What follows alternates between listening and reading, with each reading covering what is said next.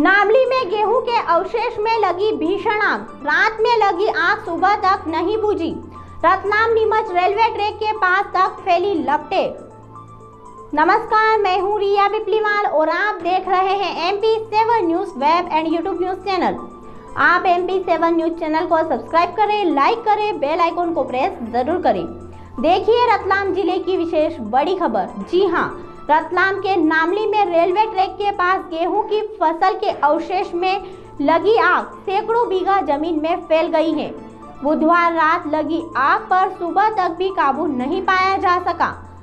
सुबह होते ही फिर भड़क उठी आग और सैकड़ों बीघा जमीन में फसल के अवशेष को और पेड़ पौधे जलकर हो गए खाक। खेतों में लगी आग रतलाम नीमच रेलवे ट्रैक के पास तक भी पहुंच गई।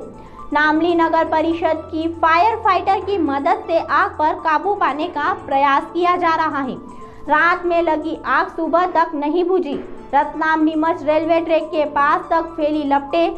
आग पर काबू पाने के लिए नगर परिषद के फायर फाइटर की मदद ली जा रही है।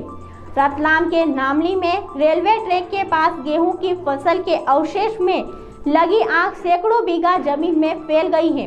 बुधवार रात लगी आग पर सुबह तक भी काबू नहीं पाया जा सका।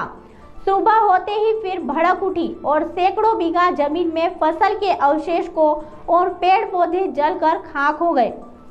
खेतों में लगी आग रतलाम नीमच रेलवे ट्रैक के पास तक भी पहुंच गई।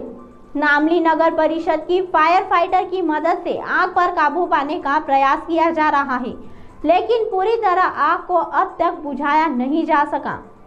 दरअसल गेहूं की कटाई के बाद किसानों को फसल के अवशेष से भूसा निकालना था, लेकिन बुधवार शाम अज्ञात कारणों से लगी आग सुबह होते होते बड़े क्षेत्र में फैल गई। देर रात में आग बुझ गई थी, लेकिन सुबह फिर भीषण आग लग गई।